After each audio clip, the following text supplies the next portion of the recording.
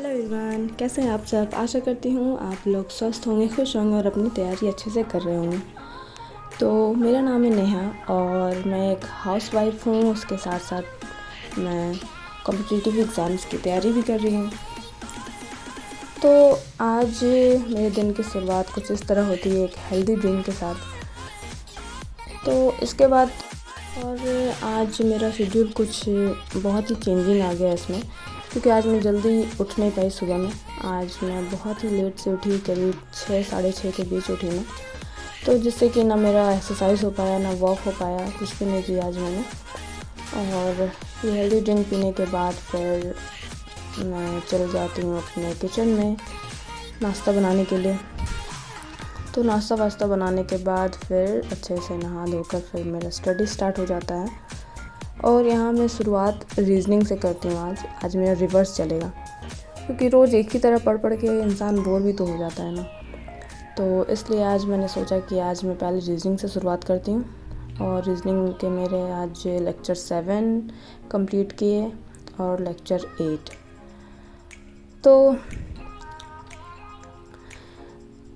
तो सवाल ये है कि आखिर शुरुआत कैसे करें और कब करें।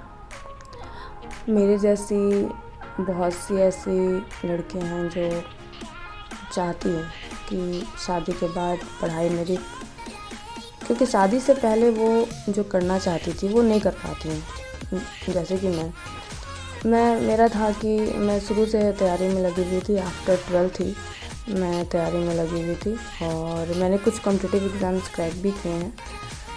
तो आफ्टर ग्रेजुएशन पर मेरा था कि नहीं, मैं ग्रेजुएशन लेवल का कोई जॉब करूं, और जैसे यूपीएससी बीपीएससी लाइक।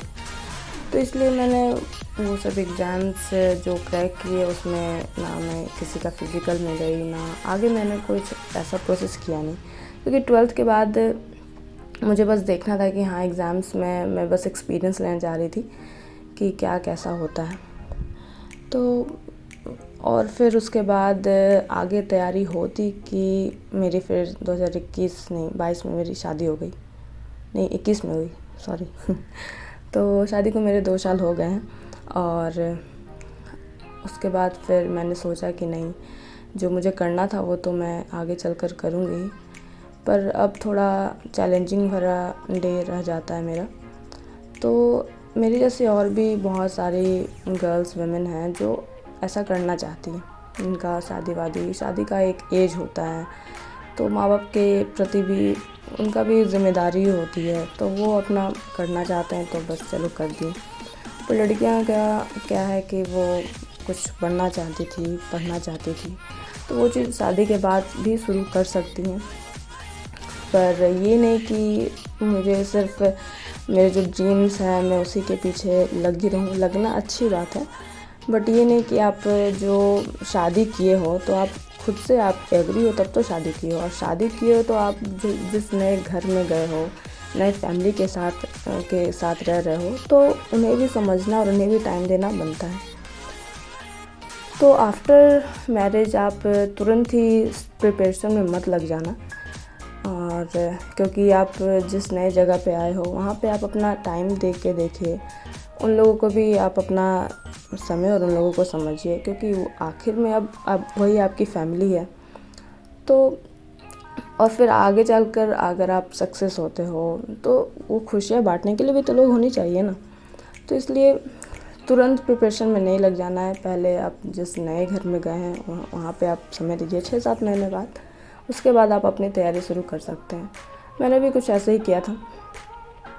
तो उतना टाइम तो नहीं दे पाओगे स्टडी को, सब कुछ मैनेज करने के बाद, क्योंकि तो शुरुआत में और आपसे उतना होगा भी नहीं। आप चाहोगे फर्स्ट डे से मैं 5 से 8 घंटे पढ़ाई कर लूँ, तो ऐसा आपसे होगा भी नहीं। आपके पास टाइम होगा फिर भी आपसे नहीं हो पाएगा, क्योंकि वो चीज़ एक हैबिट होती है। वो हैबिट आपको बनानी पड़ेगी उसके बाद ही, क्योंकि आपके पास वो टाइम मिलेगा फिर भी आप 5-8 घंटे नहीं दे पाओगे, उतनी देर बैठ नहीं पाओगे। तो पहले तो उतनी देर बैठने का ये टाइम ड्यूरेशन आपको धीरे धीरे बढ़ाना है।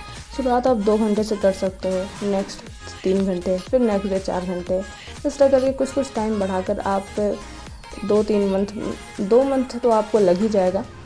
कि आपको जो 5 to 8 आवर जितने भी स्टडी करनी है, 6 से 8 घंटे, तो वहाँ तक पहुँचने में आपको 2 मंथ लग ही जाएगा, क्योंकि और फिर घर भी मैनेज करना है। तो आप कुछ वहाँ से टाइम को चुरा सकते हो कुछ काम वगैरह से, क्योंकि बहुत सारे घर में ऐसे चीज़ होते हैं जो सब कुछ इम्पोर्टेंट नहीं होता है करना।